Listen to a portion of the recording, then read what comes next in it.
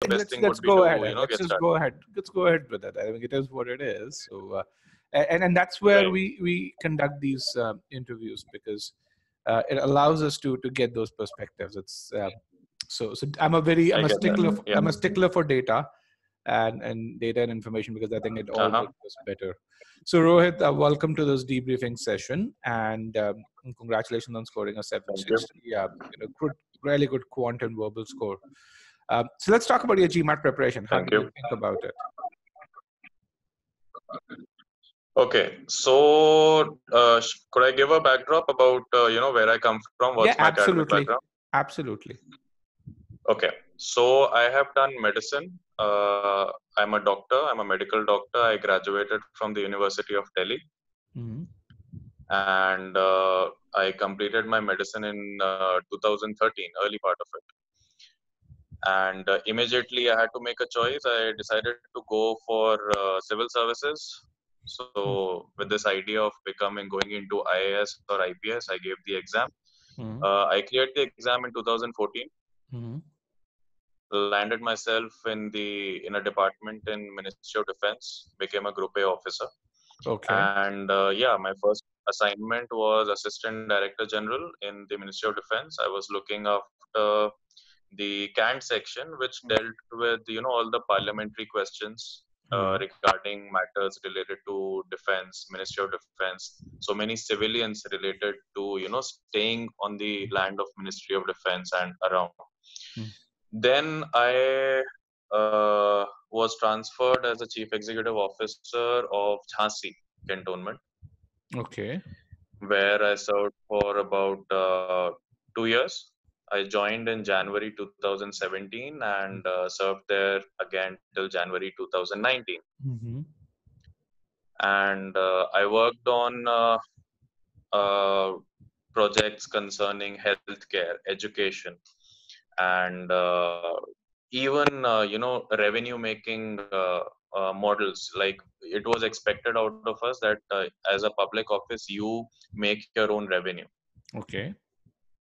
Yeah. So that is in a nutshell. And we dealt with labor day in and day out. We dealt with the labor laws and the estate management for the Ministry of Defense. We were expected to defend the title of the ministry in the court of law, Mm-hmm. or at the local level, going up to the Supreme Court. Mm-hmm.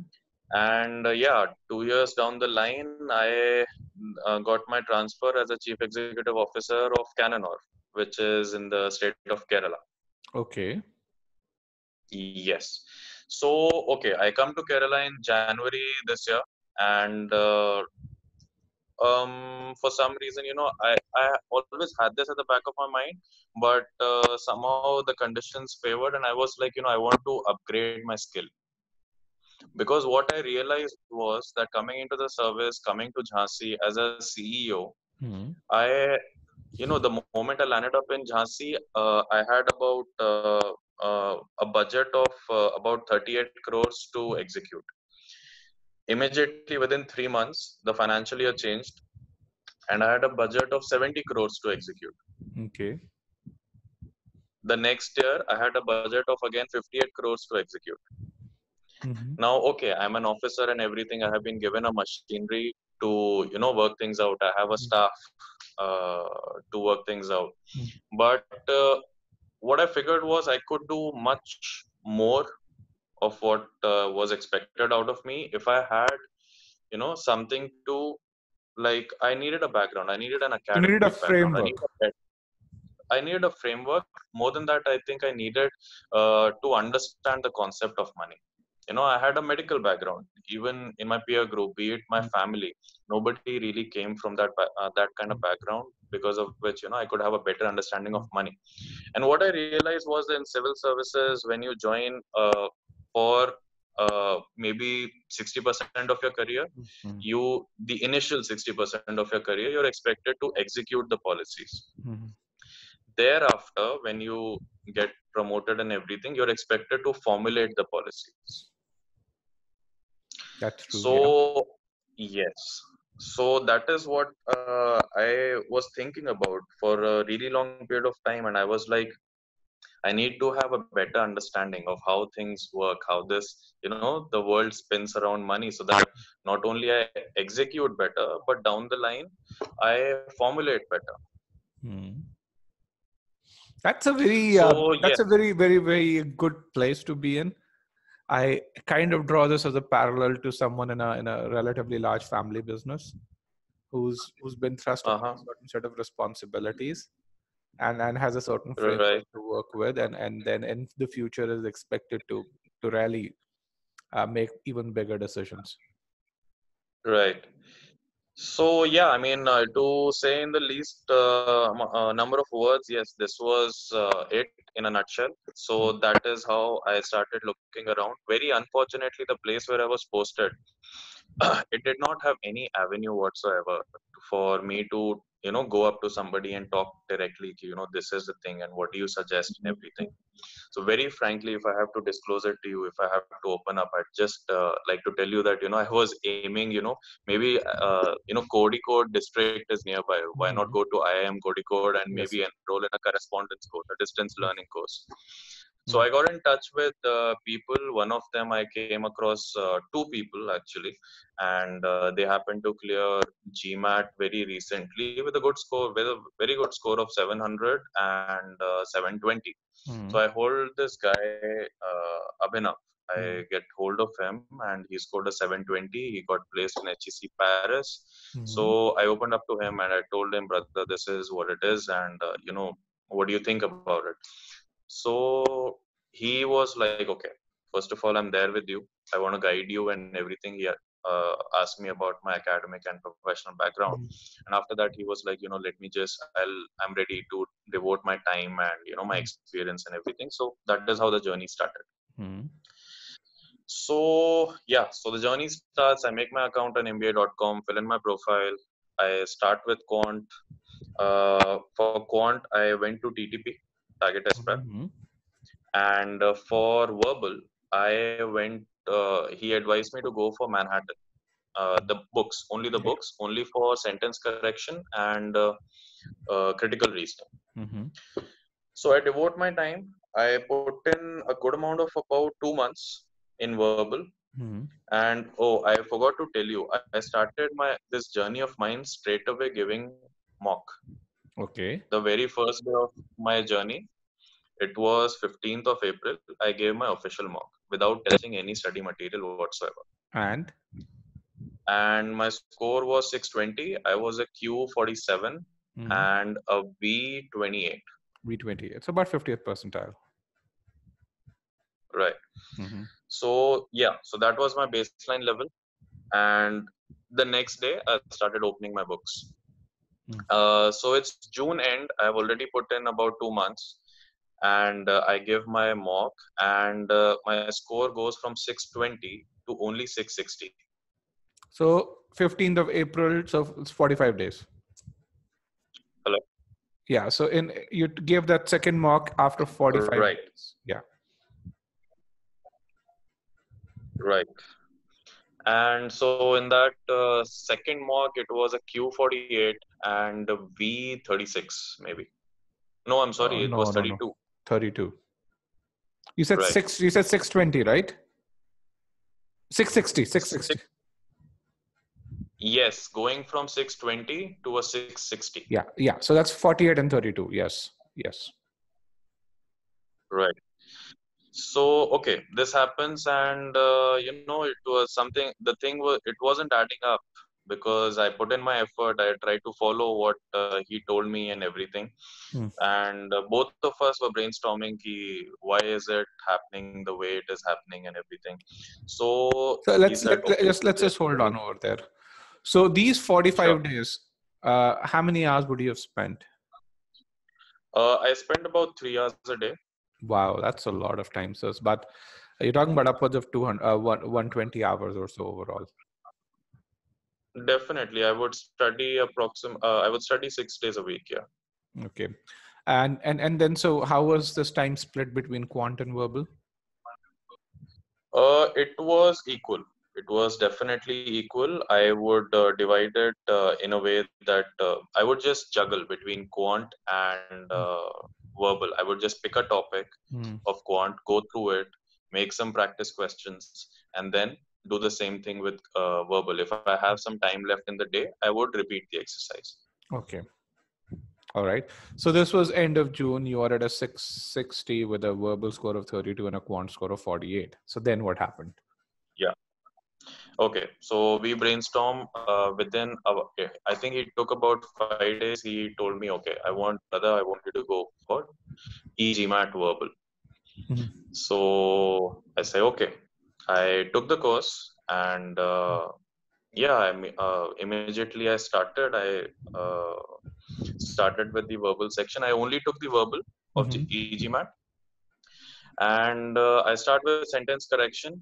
I did not try to bombard myself with only one particular section of verbal. Mhm. So I would do pretty much the same thing. I would pick a topic of verbal, get done with it, make the practice questions, Mhm. go from sentence correction to CR, and from CR to RC, Mhm. and then repeat. Okay. So let's kind of take an example here. Right. So, I mean, tell me, how would you go from what would you study on a day in sentence correction, then critical reasoning, and then reading comprehension? Okay. So I start with the sentence correction and did not try to break the sequence in which it was presented to me. Hmm. I would go to the portal of e-GMAT. I Hmm. would straight away go to sentence correction and the topmost unstudied lesson. I would just click on it, and first would be the lesson, then would be the practice tests. Hmm. There would be a pre-quiz also. Yep. So I maintained that order, Hmm. and I get done with the sentence correction. I immediately lift myself off the chair, Hmm. go have a beverage, go and work into the office, just check out what is happening and everything. Hmm. uh, and okay, then I would do some quant Hmm.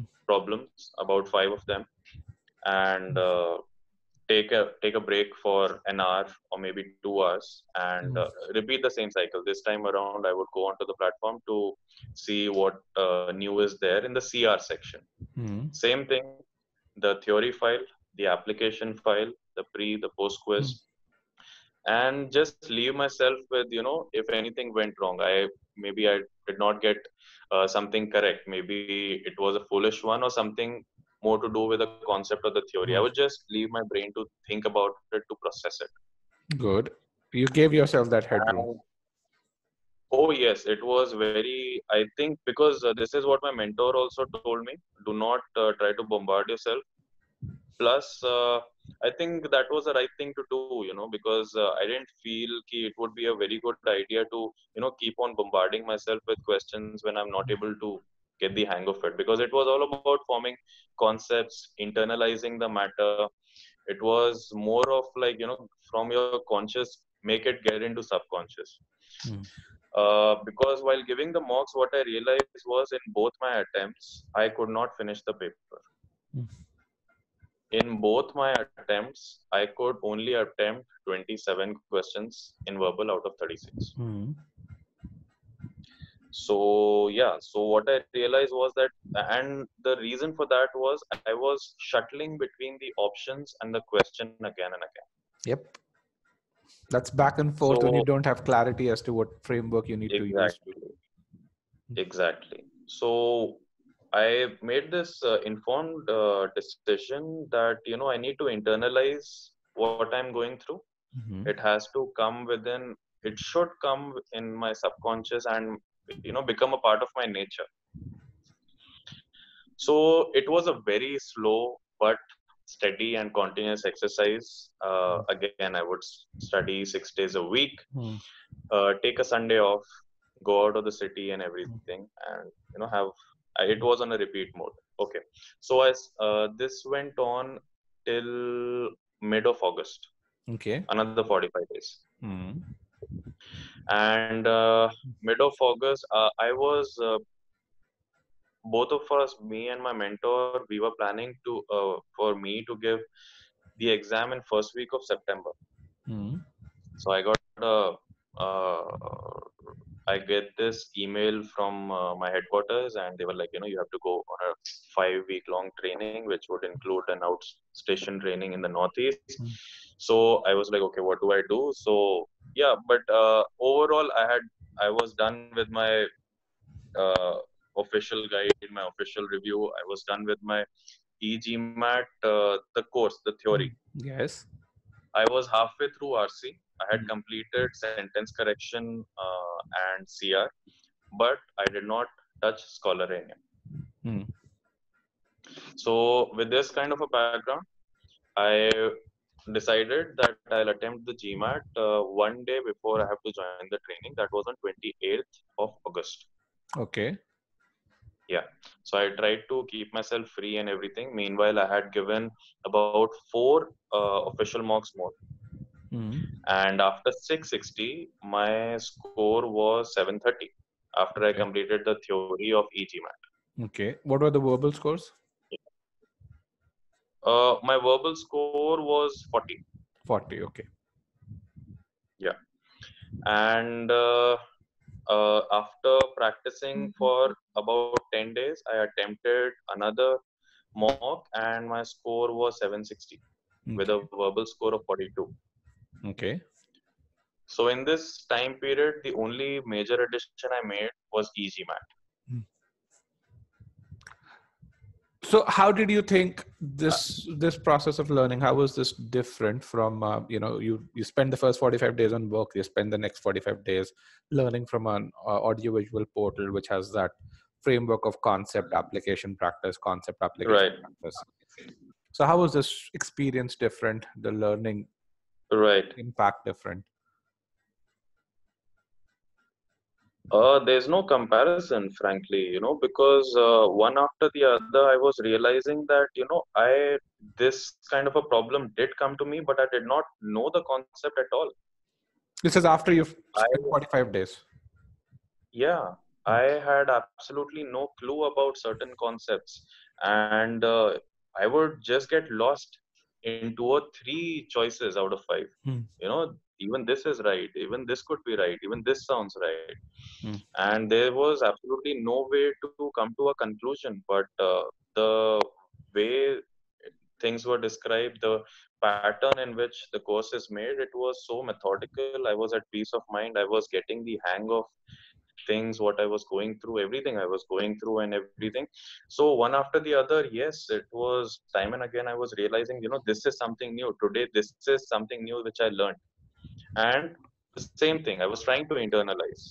I Hmm. was trying to make it my second nature. Okay. And absolutely, yeah, there's no doubt about it. That is what clicked when So I went from a 32 to 40.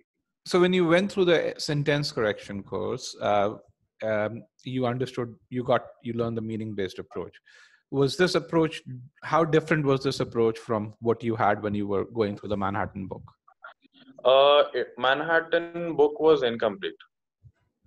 Okay. The approaches, the framework, how to go about things, I found it incomplete.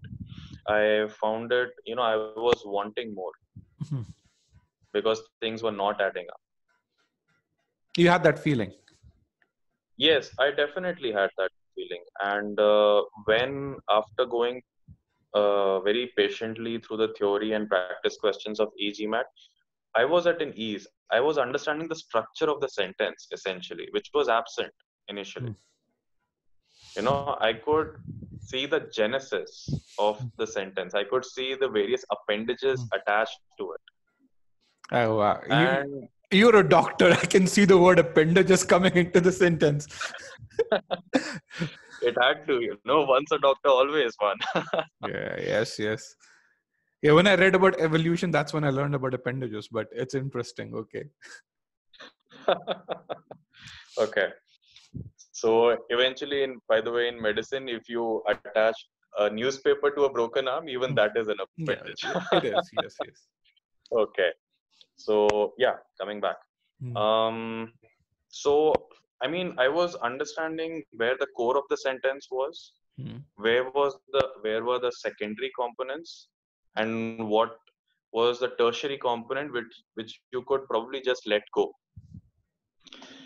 And it was a great feeling because I wasn't the frequency of me getting lost in the question that decreased significantly. That And happens, yes. yeah, and it was a great feeling, very frankly, because I was getting the hang of things. Because looking at those scores, I had already internalized the idea that I do not know English for sure.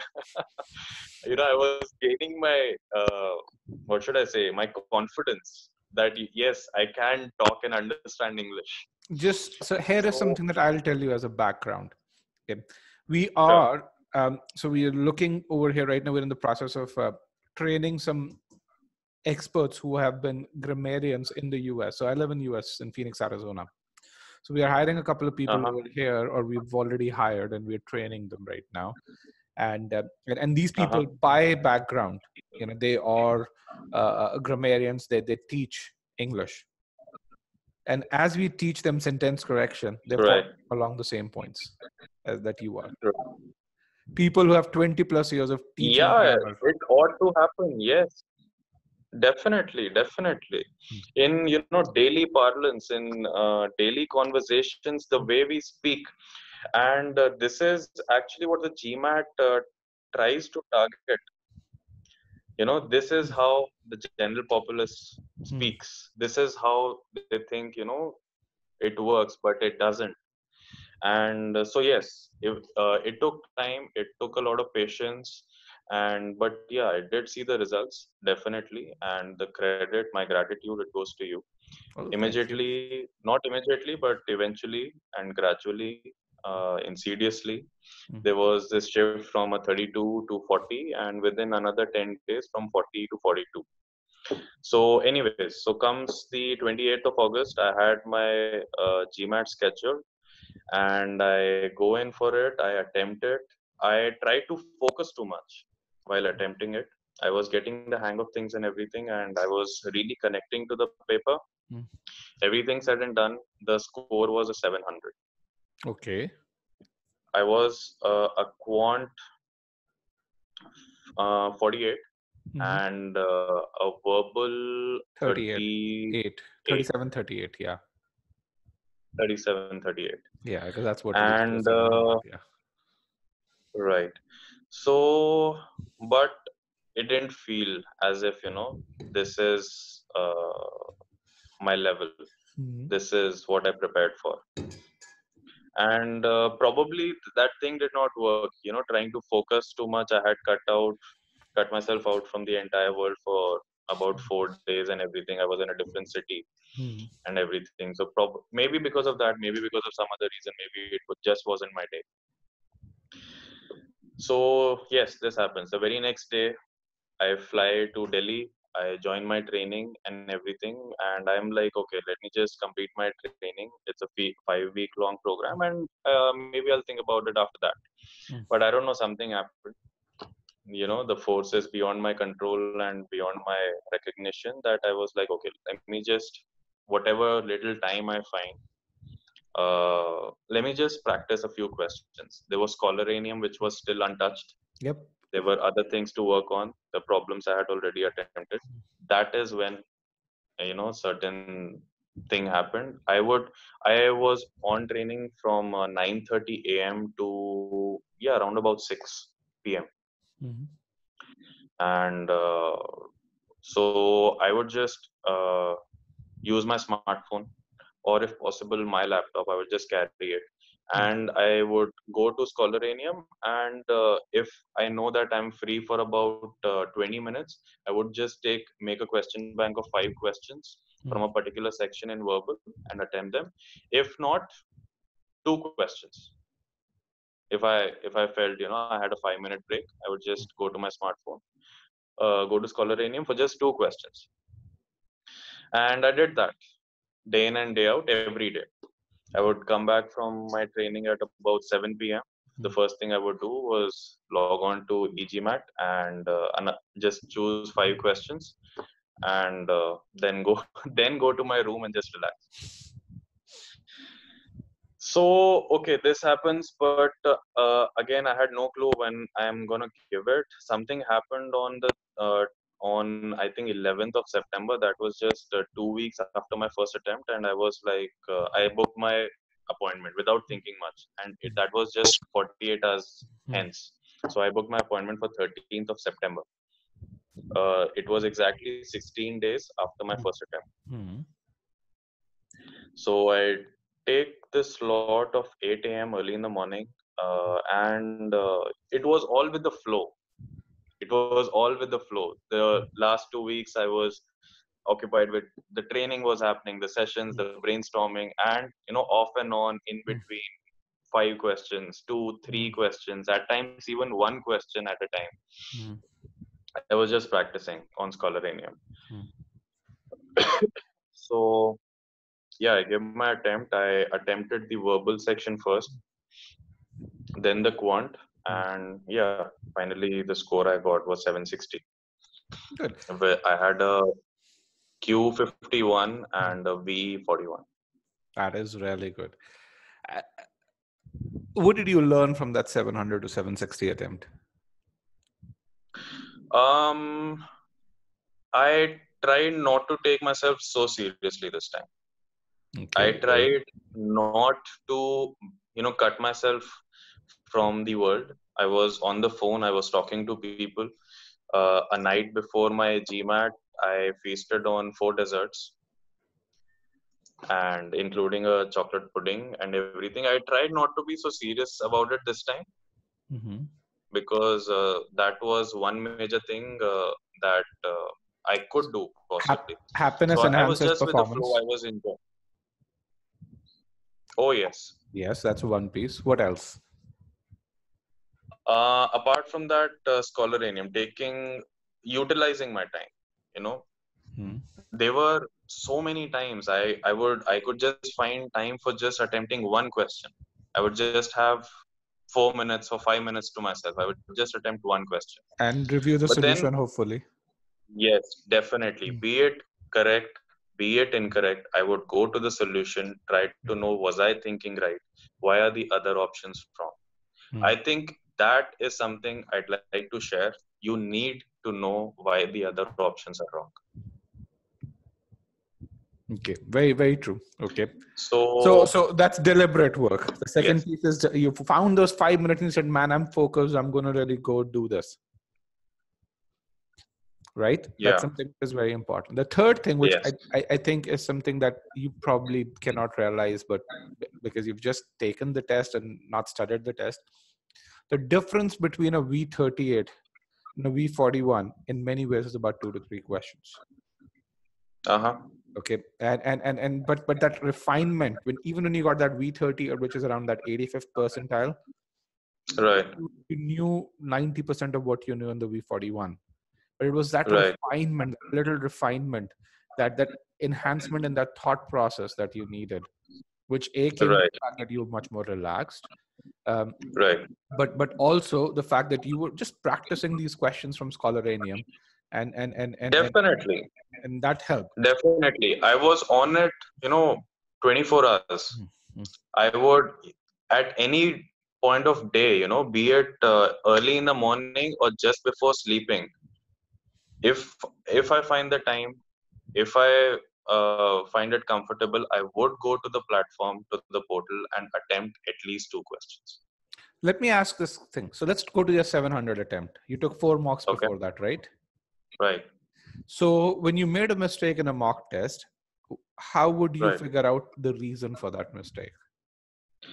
I would go to my performance. I would flag the incorrect ones and try to attempt it again the next day, not But how that would you figure particular out day. why you made the mistake? I would discuss it with my mentor. Yes, that was it, right? But you did not have an official solution. That's the other thing which I want to tell you about the power of Scholaranium, because you have an official causality out there. So Correct, that's where that correct, refinement happens, where you correct. Definitely. when you make that mistake, and that's where we spend this time. So one of the things which is very interesting was when I saw this appointment yesterday. So I logged into your account, and I want to really Uh-huh, remember I said I'm a stickler for data, or I would say I'm a uh-huh, stickler for causality, because uh-huh. once you affect a cause and effect, once you establish a cause and effect relationship, you can repeat it again Right. and again and again. The effect happens if you Right. miss the cause. And your Right. the attempts on your account are just beautiful. I mean, when I look at this over Okay. here, and when I see the aggregate 93% in concept and 90% in practice, when I just search Mm-hmm. application files, and when I look at these scores, and when I look at the timings along with this, that's just Uh-huh. beautiful. And it just makes me very, very happy. Why? Because, you know, I don't know if you've seen any other video courses, but most courses, A, which Mm-hmm. would give you an integrated score, would not even track the amount of time you spent on it, True.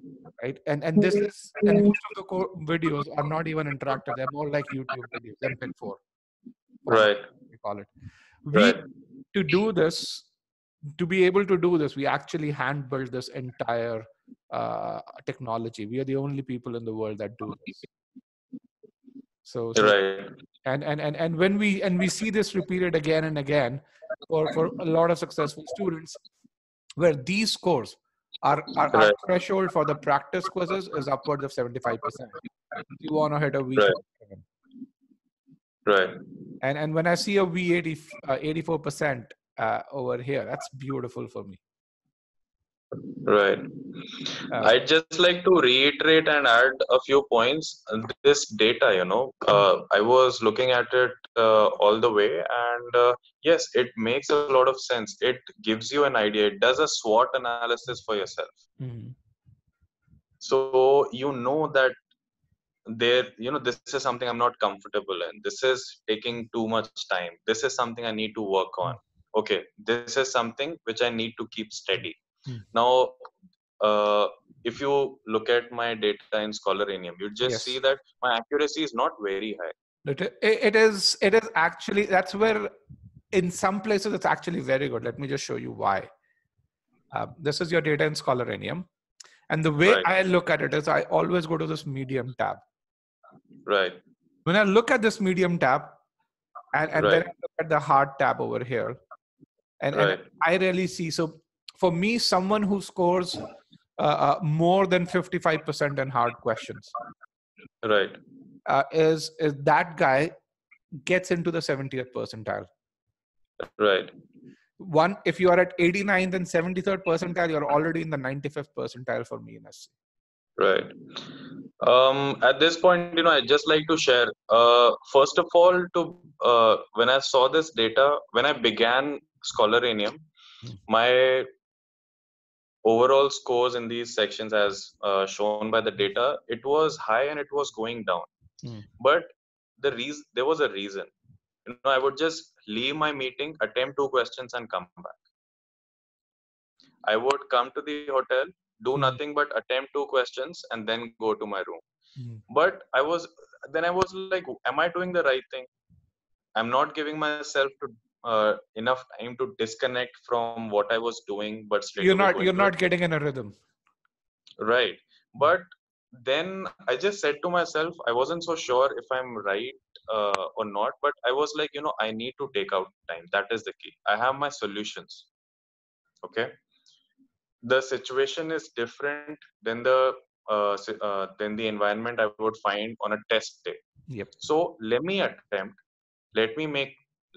First of all, it would be a little challenging. Let it Mhm. be a little challenging for my brain, for my mind. Secondly, I have my solutions. As such, be it a question gone wrong or Mhm. correct, I would go to the solution. So Mhm. it's okay. I'm not losing anything. Yep. I would just go to the solutions, look at them. Okay, this is something I just missed or not pay attention to, and they were not very grave things. So that was something that gave me confidence that it is not something very it's not an obnoxious or a very grave mistake that I'm making, or certain thing I'm missing on. So the key was I need to take out time for myself if I have to do So this. I think, yes, for you that made sense, and again, because other people will be watching this video, so I want to just add some context to it. You're someone who taken the test, you've done the courses really well, you were past what we call as the test readiness stage. You were in, Uh-huh. I so if you were building the wall, you're in the final polishing stage of building a wall. Right. So over there, this works. Okay. Right. But if you are in that stage, because again, I have 3,000 people on the platform on any day. So, Right. so a number of them don't do the courses as well as you do. And I can tell you, you are Okay. in probably in the top 15% of people who do in terms of diligence with regards to doing the course. Okay. And so when they come here, for them, there is also a sequence where they actually have to go back to certain portions of the course again, because they realize in Scholaranium, their accuracy in median Right. questions, you saw yours was consistently higher than 75th percent. Theirs, it's about lower than 50 or so. If you Right. don't do the course well, you solve questions, you're going to make mistakes. Yes, that's a very genesis of it. Yes, definitely. It's not, I mean, things are not going to make sense to you. You need to have a very strong foundation. Yes. And for the theory part, you need to be patient. You need to be regular. You need a breather. You need to adequately rest your mind for things to internalize. 50% of the people say, I've studied sentence correction for 1 week. I've put in about 15 hours. Let me go and take a mock test and see how much I've improved. The world doesn't work that way. It's not a linear progression. Not at all. Not at all. Not at all. Yeah. And that's kind of where, for those people, when they take those 2 questions, if they get them right by fluke, Right. it gives them that false confidence, which I don't want them to have. If you are in that refinement mode, definitely, if you've crossed the hump. So that's one of the things which we have done. And as a company, we're a very experiment-oriented company. So for the last 2 months, Pyle and I have been working on really just analyzing this data and giving people feedback where they need help. So we worked with about 100 odd students, and we create, and the way we would think, over the course of these 2 months, we formulated certain rules that are being codified to kind of detect when you're faltering in the entire learning process, so that you get alerts automatically through the system. And so over the last 2 months, the 3 things that we did. One is we actually gave people support. The second thing is we trained another 6 people within the organization to do the same thing. So that training took about a month for us. And then right now we are implementing the first generation of AI to really give people feedback. So in fact, as we are doing, I think that would be really great. Yeah, it's just amazing what data can tell you. And absolutely, it was the other thing which was there was when we look at Scholaranium data and people's performance, and we did that across 600 cases or so during this time. There was, for 96% of the cases, the performance that Scholaranium predicted and what they actually got on the test was consistent. Only in 4% of the cases would people do well in Scholaranium and not do well on the test. And then we would then even drill down and say, why the hell did you not do? You would get their ESRs. And you would really know the way they took attempt questions in Scholaranium and the way they attempt questions on the test was different. And they would really say, because I thought I would do this when I give the activity. My definition of a brain freeze. So, right. So, this is the point I mentioned in the very beginning. It's going to be a little unconventional, because I tell you what, if you look at my accuracy on Scholaranium, it is the least for critical reasoning. It's it's close to 60%. In my in my ESR, I got the highest accuracy in critical reasoning of 97%. And that's, again, remember, you're comparing accuracies, 2 very different things. In ESR, you got 97% ability. Right.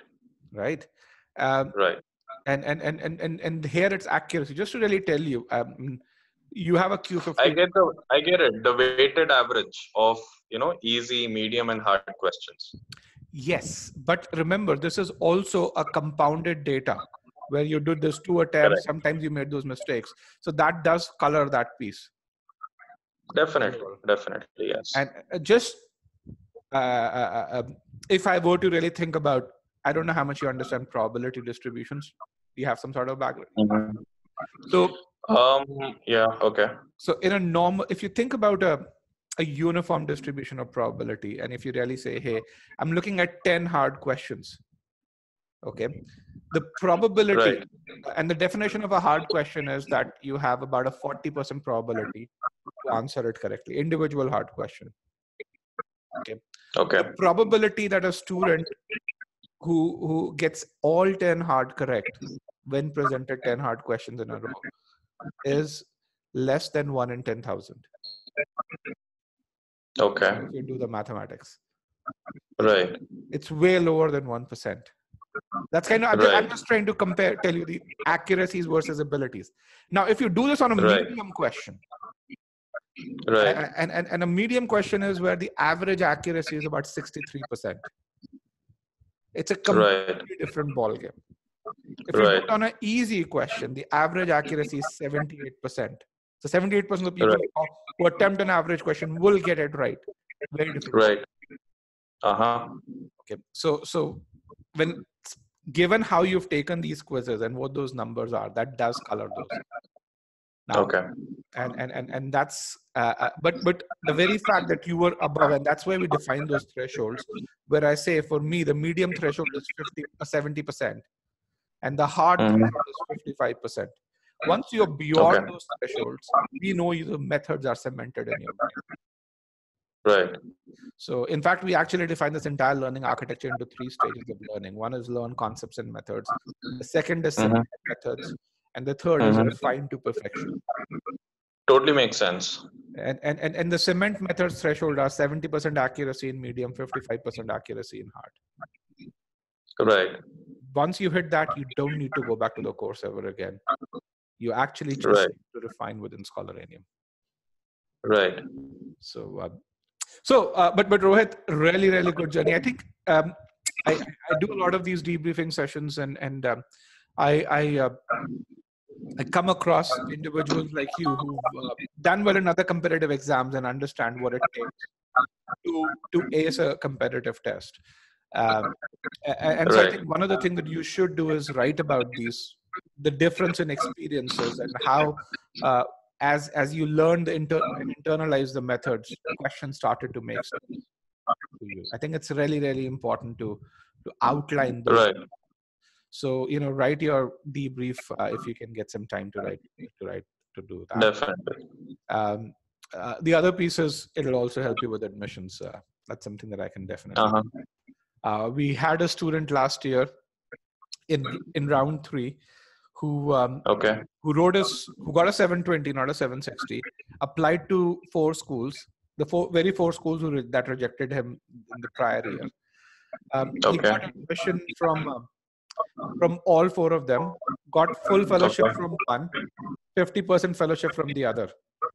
Okay. But he really liked the school that he got 50% fellowship from.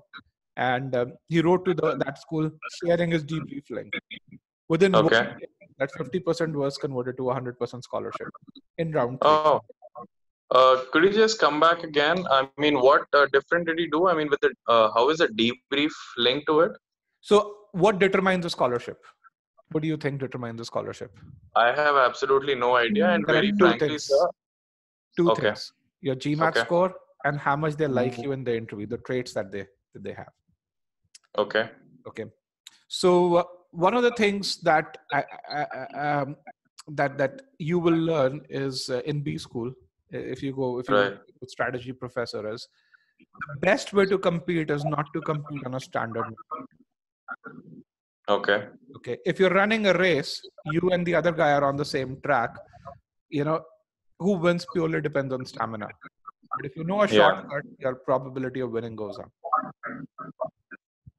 Definitely. Okay. So when you are applying to a business school, and if you follow the very standard format where, you have to do that, where you have to write just the essays, you kind of put in your GMAT score, you have a good letter of recommendations. Everyone's competing on the same parameters. Right? Correct. You have that defined amount of word limit and space to compete in. Right? Now that gets you the admission, but you want that scholarship. Right. There is no defined vehicle on which you can justify your scholarship. Okay. But if you share your debrief, um, then what happens? There's you're sharing your debrief on a vehicle that you've defined, where there's no word limit, where you can show Okay. your traits. But it's just not that you've shown your traits, but others have appreciated those traits as well. Okay. Now imagine an admission officer in the B school admission committee who likes you, who Okay. reads these debriefs, looks at how others have praised that debrief. Right. That person gets ammunition to justify your case. Right. And what would be the mode, as in the student, the applicant you're talking about? How was his debrief connected to the officer in charge for the scholarship? I mean, how did he get to know So about he wrote an email. Okay. Okay. He must have given a link. Yeah. So I'm going to show you. So GMAT Club 720. I think his name was Krishna Quant. R3. Yeah, I just Google it. That's the best way. Yeah. So this was the guy in round 3 when there's very little money available. So he sent the link to this debrief. The admission officer saw the kudos. Okay. And so this guy, after doing this, he sent an email to me. And so these are the same schools that rejected him with a score of 690. Then he improved to a 720. All of them. This thing. So let me just show you his email. And which is how I got to know of this, because I don't think he mentions this as succinctly over here as he did in the email. Okay.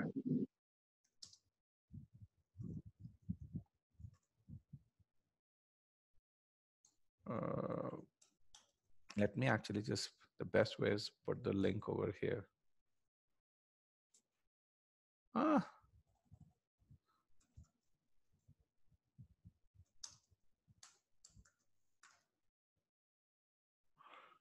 After this, I'd like to make some confessions, if it's okay.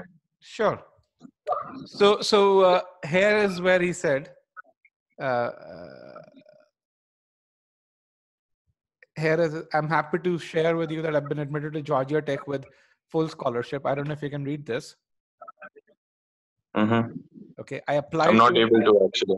Now, can you? Actually, I'm on my smartphone right now. Okay, let me just zoom this in. Right. So, so over here, let me just show you. I'm happy to share that I've been admitted to Georgia Tech with full scholarship. Initially, I've been waitlisted, interviewed 2 times, and then admitted with 50%. Okay. Then I wrote an email to the admissions team asking for increases in my scholarship. Okay. Additional story. That's the debrief. Okay. I got an email a day after I got a mail stating that my scholarship has been converted from 50 to 100%. I'm very happy to receive. Okay. So that's great. Yeah. Okay. So that's when he came back to me and said, which one do you think? Because he had 3 schools where he had full fellowships from. Right. So great. So yeah. And I've seen this happen 3 times or so. Oh, okay. So yeah, if it's okay with you, I'll like to make some confessions. Sure. Okay. First of all, I have no idea what does my score mean? Where do I stand on basis of GMAT? You're in the top 1 percentile.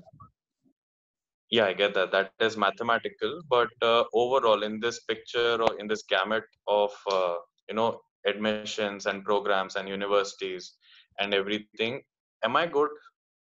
You are. Yeah. So your GMAT score is a strength for you. So think about it this way, right?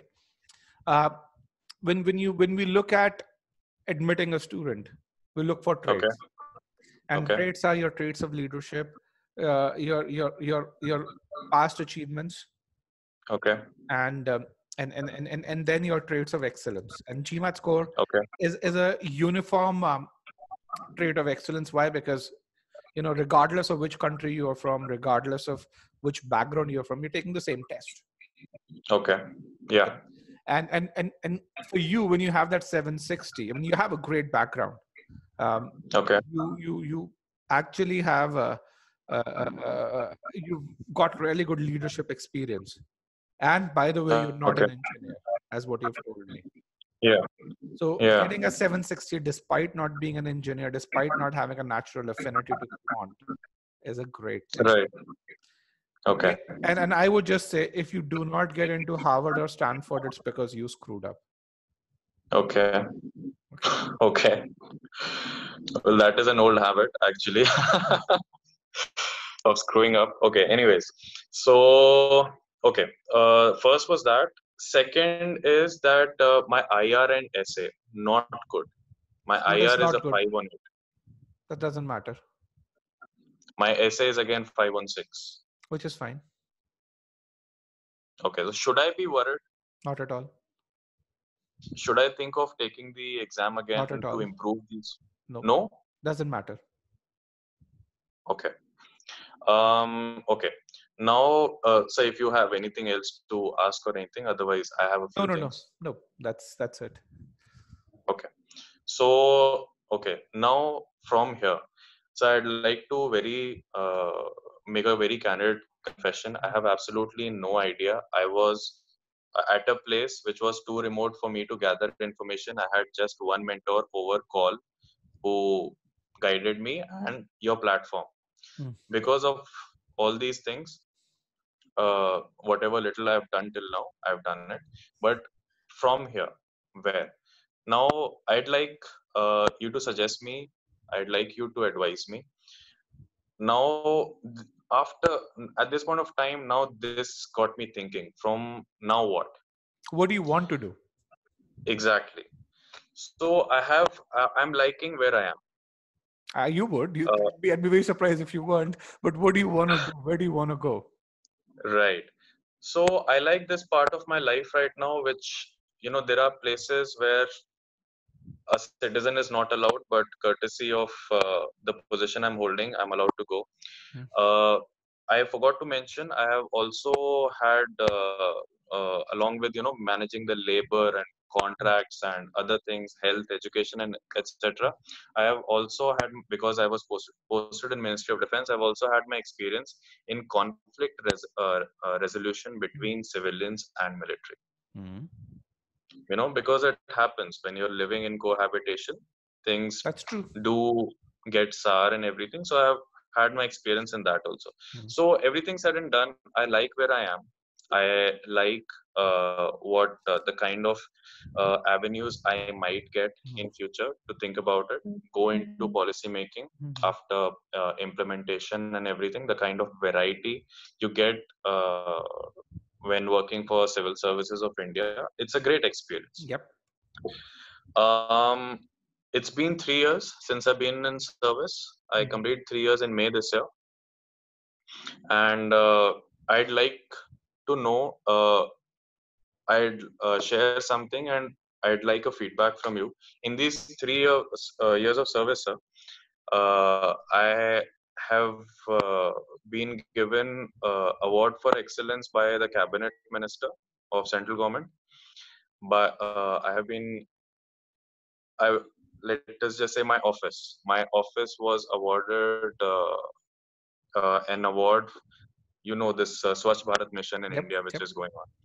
Yes. So my station was I got it declared as open defecation free and Hmm. everything. And Minister of State again of the central government gave me an award for it. I Hmm. have one military honor also, which being Hmm. a civilian you generally don't get.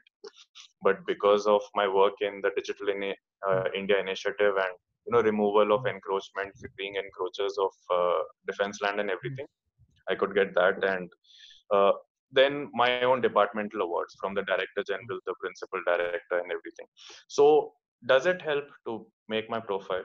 Oh yeah, you have a great profile. I think we're still looking at. So I'm not worried about your profile. So would it make sense to would it form a good impression if I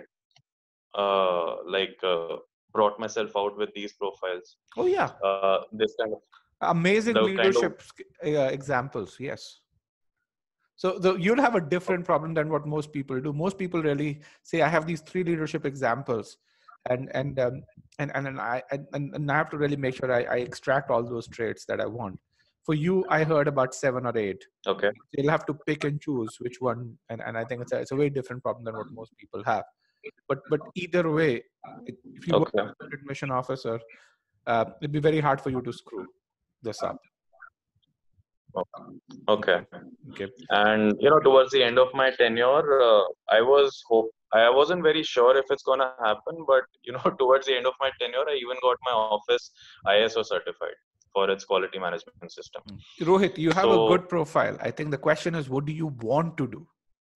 right. So coming to that, uh, the to begin with, it was like enhancing my skill, knowing about the money, and get building a good resume within the government, Hmm. amongst my peers, so that I stand out when a decision has to be made in the ministries and everything. Out of 10 guys, this guy is different. Mhm. Second thing, there are uh, there are ways in which the second option would be to begin a new journey from here, because there's the other side also. The other side is I moved out of my previous station.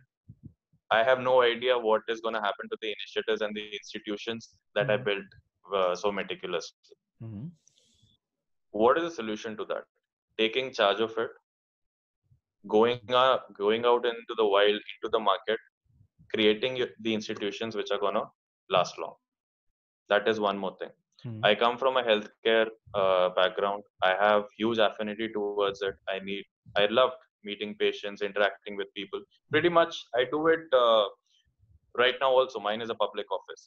So the other thing that after this core that I have been attracted to is, why not begin a totally new journey? Why not become an entrepreneur with Possible. yeah. I mean, go into. I'm really fascinated with technology. Mhm.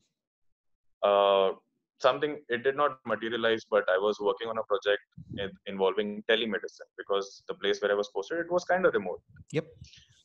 I would love to venture out into such kind of fields, and create institutions that are going to stay there, that will Okay. probably make a difference. Yep. So That I think that both of them are good ideas. Let me just tell you from my perspective as to how right, I think about my life. right, And maybe that's where I think that's where it'll give you a framework to make a decision. And you don't have to make a decision now. Probably in a week, you'd have to really kind of decide this, because you're in an amazing place right now.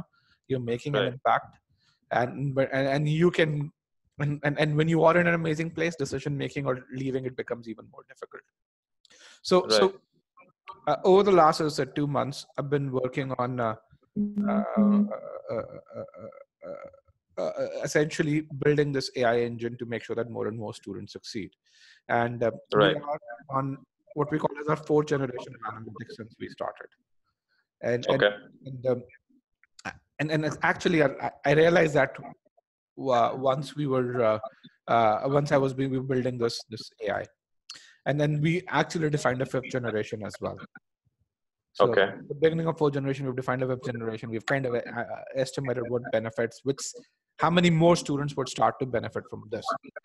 Now, doing this requires a lot of effort. Doing this means that, as a person, I'm not running the company overall. I'm just focusing on working with 20% of the people within the company. It also means, on a personal side, I'm foregoing about 80 lakhs to a crore a month in revenue. Yeah. Yeah. But for me, doing this feels more valuable, because I Yeah. know once this is built, uh, uh, uh, uh, it'll benefit a lot more people, and then by building this organization, we've kind of, personally, I and most of the people within the company have gotten to a place where we make enough money. So doing this and going for a larger impact is what makes sense. So for me, I agree. the decision was like this. I didn't even have to think Right. about foregoing the money. Right. Okay. Because It's yeah, please go on. because eventually, the money will come, and B, Right. it's just, if you don't do this, you can make more money, but you won't get the happiness. Right. right? So I think that's the same thing that you need to ask yourself. Right. So yeah, I mean, I'm still open to, conversation and suggestions. I'm trying to talk to people because before this, I really did not know many people who, went through this journey and everything. I got to know about this IPS officer Mm, who left his job and went to Wharton, worked mm, in McKinsey, and has his own venture right now in India. mm, So yes, I mean, amazing stories. And the thing you said, Maslow's ladder, which mm. is taught in The psychology law of, classes, the hierarchy, you mean to say?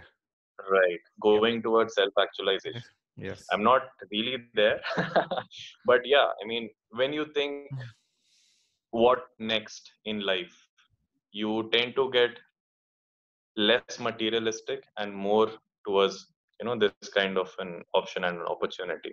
mm. So yes, this is what I've been brainstorming about. I think I'm tomorrow I'm leaving for Northeast. I won't really have time So to think about it. no, actually, you will. That's the best thing that's happening to you. But coming back to what you said about a combination between technology and medicine, so Yeah, it opens up certain avenues for you. If this is something that right, you're truly passionate about, if right, that's where you want to be, I would then, if you wanted to become a better CEO, then I would have said focus on right, Harvard, focus on NCERT, two really right. good schools. But if you want to focus on technology and entrepreneurship, MIT, Stanford, they have dedicated Okay, places where you'd be able to practice this. okay, Okay. And frankly, all four of these schools are within your reach, given your background. okay, Okay. okay. But again, you have to go back and decide how will you measure your life 7, 8, 10 years from now. Right. And you can really kind of do what we call as a strategic option, where you say, Okay. if I do this and carry on, you'd have that GMAT score, you'd make a good impact. But how much different would you be doing than what you're doing right now, 8, 10 years from now? On the Right. other hand, if you venture on your own, yeah, you're going to lose something. But if you get into a Harvard or a Stanford or this thing, the probability that your life would be screwed up is next to nothing, Okay. right? Okay. So even over there, you can really say best case, in most likely case, average case, below average case, and how would you measure your life over there? That's kind of it. Right. Life is Uh, probabilities. right. Could I bother you with one more very genuine query I have? Sure. Okay. So I'm into the service. There's this system of study leave in Hmm. the government of India. Hmm. When you're in the service, after you have completed a particular duration of service, you become eligible to tell the government that, look, I want to enhance my skills. Hmm. This is how it's going to be beneficial to the government.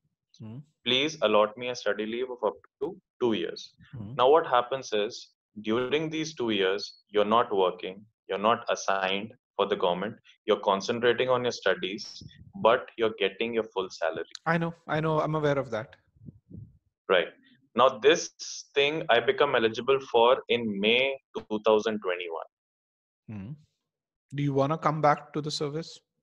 But because you're required to come back to the service with this. Yes, after completing my after the study leave, I need to come back to the service and serve a minimum tenure. Yep. So there are two things.